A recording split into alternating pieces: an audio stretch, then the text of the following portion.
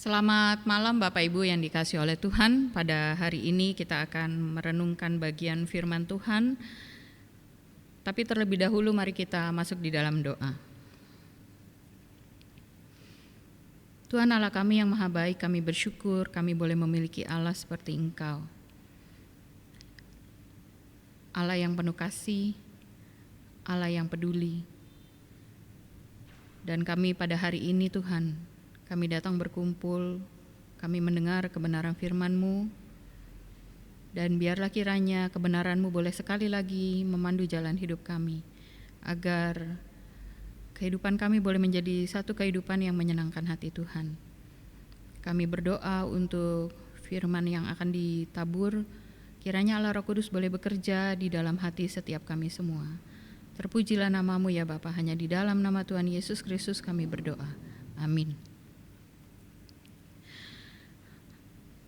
Bapak Ibu Saudara yang dikasihi oleh Tuhan, pada hari ini tema yang akan kita renungkan bersama-sama adalah Allah yang mengasihi dan menyertai. Untuk mendasari perenungan hari ini, mari kita membuka bagian firman Tuhan dari Yohanes pasal yang ketiga, Yohanes 3 ayat yang ke-16. Yohanes 3 ayat yang ke-16, ini bagian firman Tuhan yang sangat familiar sekali dengan kita ya. Yohanes 3 ayat yang ke-16, saya akan bacakan. Karena begitu besar kasih Allah akan dunia ini, sehingga Ia telah mengaruniakan anaknya yang tunggal, supaya setiap orang yang percaya kepadanya tidak binasa, melainkan beroleh hidup yang kekal. Kemudian kita bacakan satu bagian firman Tuhan lagi dari Matius pasal yang pertama. Matius pasal yang pertama ayat yang ke-23. Matius pasal yang pertama ayat yang ke-23. Sesungguhnya anak darah itu akan mengandung dan melahirkan seorang anak laki-laki, dan mereka akan menamakan dia Immanuel, yang berarti Allah menyertai kita. Sedemikian jauh pembacaan firman Tuhan kita. Bapak Ibu, seorang penulis peraih Nobel dan yang selamat dari pembantaian orang-orang Yahudi oleh Nazi, seorang bernama Eliezer atau Elie Wiesel.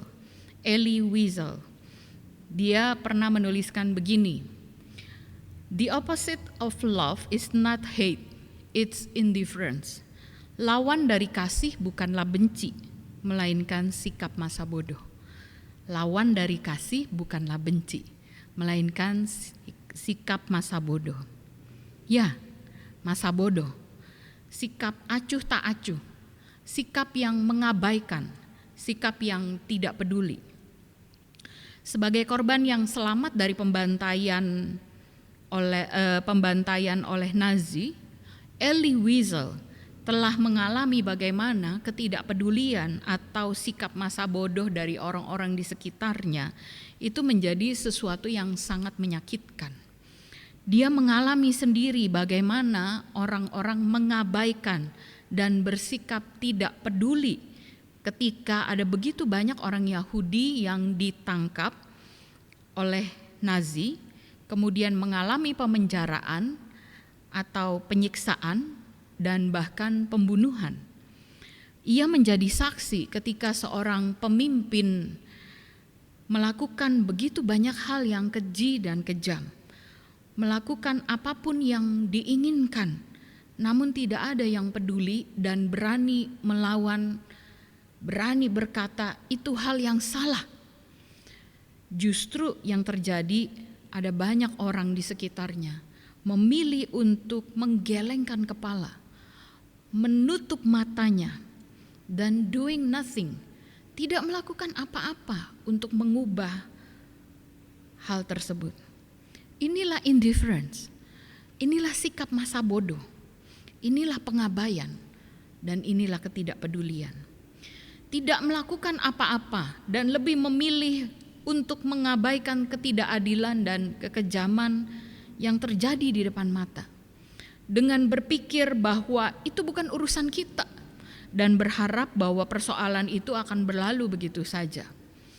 Itulah yang dirasakan oleh Elie Wiesel terhadap orang-orang di sekitarnya. Tetapi pertanyaannya bagi kita saat ini adalah, apakah itu juga yang kita sedang rasakan terhadap Tuhan?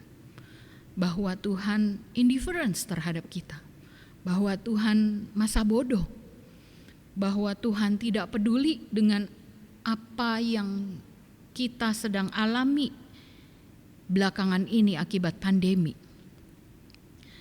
Saya memahami kelamnya kehidupan di tengah pandemi saat ini sangat mungkin memudarkan pandangan kita terhadap Tuhan. Akan tetapi Bapak Ibu, puji syukur Tuhan kita bukanlah Tuhan yang indifference. Tuhan kita bukanlah Tuhan yang masa bodoh. Kalau Bapak Ibu ingat khotbah di hari Minggu ketika Lausa Beni menyampaikan firman Tuhan dari Yesaya pasal yang ke-61. Bagaimana di sana dicatat bagaimana Tuhan mengutus Nabi Yesaya. Untuk apa? Untuk memberitakan, menyampaikan kabar baik kepada orang-orang yang sengsara. Menyampaikan kabar baik untuk merawat orang-orang yang remuk hatinya. Untuk memberitakan keselamatan, untuk menyampaikan pembebasan bagi orang-orang tawanan, untuk memberitakan keselamatan yang dari Tuhan, dan bagaimana hari pembalasan dari Tuhan itu akan datang. Tuhan kita bukan Tuhan yang indifference. Dia ketika ia melihat manusia jatuh dalam dosa, ketika dia melihat manusia bergumul, dia tidak masa bodoh. Dia mengutus orang-orang, dia mengutus nabi-nabi, dia menyampaikan firman Tuhan. Dan kalau Bapak Ibu ingat, ia tidak tutup mata ketika di dalam perjanjian lama kitab Kejadian mencatat ketika Adam dan Hawa jatuh dalam dosa dan ketika mereka menyadari bahwa mereka telanjang, Allah tidak masa bodoh terhadap mereka. Allah datang menghampiri mereka dan mengorbankan binatang sehingga kulitnya bisa dipakai untuk menjadi pakaian yang menutupi ketelanjangan Adam dan Hawa. Dan Allah juga tidak masa bodoh. Di dalam perjanjian baru kita ingat di Natal yang pertama, demi menebus manusia yang berdosa, yang Allah korbankan bukan lagi binatang seperti di perjanjian lama di kitab Kejadian. Yang Allah korbankan di Natal yang pertama adalah putranya sendiri. Dia tidak mengutus nabi untuk menyampaikan firman, tapi dia mengutus putra tunggalnya untuk datang ke dalam dunia, untuk mati di kayu salib, menjadi penebus juru selamat bagi manusia yang berdosa. Pada Natal yang pertama itulah Putra Allah yang kudus, yang mulia, lahir menjadi manusia yang fana demi menyelamatkan saudara dan menyelamatkan saya. Bapak Ibu, Allah kita bukanlah Allah yang indifference, bukan Allah yang masa bodoh, bukan Allah yang tidak peduli. Ya mungkin memang kadangkala kita tidak bisa melihat cara dia bekerja memelihara hidup kita. Ya mungkin kita tidak bisa memahami rancangan apa yang ia sedang buat di dalam hidup kita. Tapi percayalah, dia bukan Allah yang masa bodoh. Ketika melihat manusia berdosa, Allah tidak abai. Ia tidak masa bodoh karena ia mengasihi kita. Yohanes pasal 3 ayat 16 mengingatkan kepada kita. Karena begitu besar kasih Allah akan dunia ini, sehingga ia telah mengaruniakan anaknya yang tunggal, supaya setiap orang yang percaya kepadanya tidak binasa, melainkan beroleh hidup yang kekal. Allah mengutus Yesus Kristus agar kita beroleh keselamatan dari Allah. Dalam versi terjemahan lain dari Yohanes 3 ayat 16, tertulis begini, karena Allah sangat mengasihi dunia ini. Karena Allah sangat mengasihi dunia ini.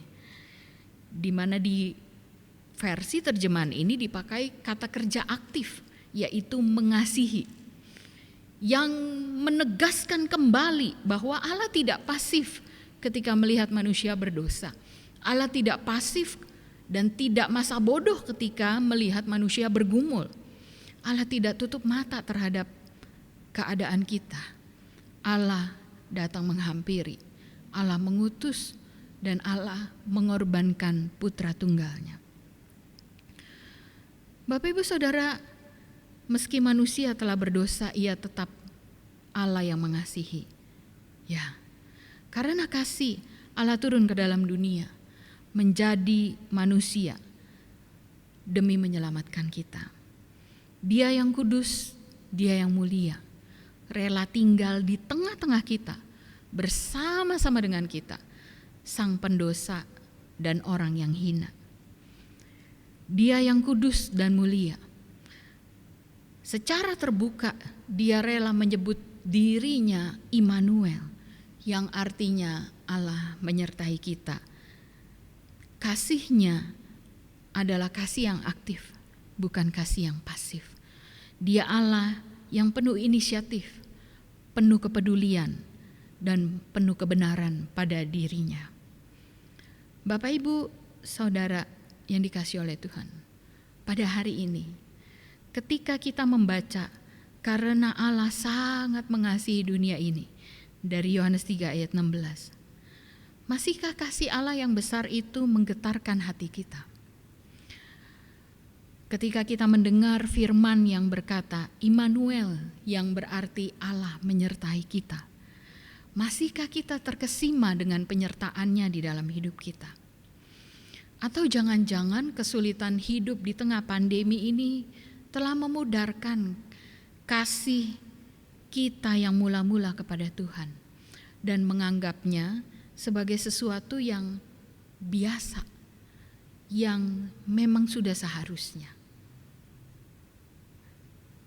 Bapak Ibu, hari ini saya ingin kita meluangkan waktu lebih banyak untuk merenung, berefleksi, dan berdoa kepada Tuhan. Hari ini saya ingin kita meluangkan waktu. Dalam waktu sekitar 2 menit ke depan akan ada musik yang akan dimainkan, akan diputar. Dan mari kita evaluasi dengan jujur. Mari kita evaluasi diri kita dengan jujur di hadapan Tuhan. Masihkah kasih Allah itu menggetarkan hatimu? Atau sudah tawarkah?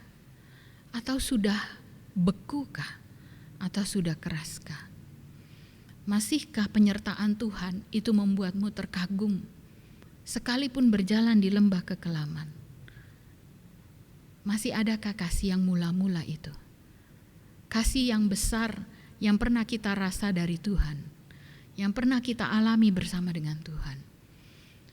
Kasih yang besar yang kita terima dari Tuhan. Ya Tuhan, Allah yang penuh kasih, kami berterima kasih untuk kasih yang telah Kau beri bagi kami. Kasih yang besar, kasih yang penuh pengorbanan, kasih yang kudus, kasih yang mulia. Tuhan, ampuni kami yang pernah meragukan kasih dan penyertaan-Mu. Ajarlah kami untuk lebih mengasihi dan mempercayai-Mu, sekalipun kami berjalan di dalam gelap. Kami sadar saat ini ada banyak hal yang terjadi tidak sesuai dengan harapan kami. Namun ya Tuhan, tolonglah kami berjalan bersama-Mu melewati masa-masa sulit ini dengan kerendahan hati, dengan belas kasihan, dan dengan anugerah-Mu. Dan sebagai penerima-penerima kasih yang besar itu, ajarilah kami pula untuk membagikan kasih-Mu kepada orang lain. Ajari kami untuk saling mendukung dan menguatkan dengan ketulusan dan keterbukaan. Ajari kami untuk lebih berfokus mengubah diri kami daripada kami berjuang mengubah orang lain. Jagalah hati kami ya Tuhan dari keegoisan. Jadikanlah kami bijaksana dalam perkataan dan perbuatan. Bantulah kami menyingkirkan kepura-puraan di antara kami. Kami ingin memperlakukan orang lain dengan lebih baik, dengan tidak mencari-cari kesalahan, melainkan belajar saling mempercayai. Dan kiranya di dalam relasi yang kami bangun, baik di tengah keluarga maupun di komunitas gereja, kami belajar untuk senantiasa menemukan yang terbaik di dalam diri orang lain dan di dalam berbagai situasi. Jagalah kami dari temperamen yang buruk, dari penghakiman yang gegabah.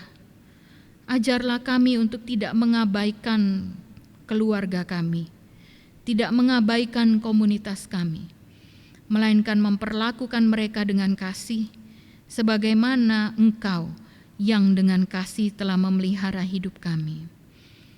Tuhan, tolonglah kami, agar kami berusaha untuk tidak saling menyakiti dan tidak mendukakan satu sama lain. Tolonglah kami untuk berbagi dalam segala hal, dalam pekerjaan, dalam pengharapan, dalam impian dan kegagalan, dalam sukacita maupun dukacita. Tolonglah kami untuk jujur dan terbuka satu sama lain. Dan kiranya pengalaman hidup yang Kau izinkan terjadi di dalam hidup kami menolong kami untuk semakin dekat dengan-Mu dan dengan sesama kami. Tuhan, biarlah kiranya ketika kami menjalani hidup ini, kasih kami terhadap Engkau dan terhadap sesama kami boleh bertumbuh di dalam kasih dan kebenaran Tuhan yang menjadi pemandu bagi kehidupan kami. Inilah doa kami ya Tuhan. Hanya di dalam nama Tuhan Yesus Kristus, Allah kami yang hidup, kami berdoa. Amin.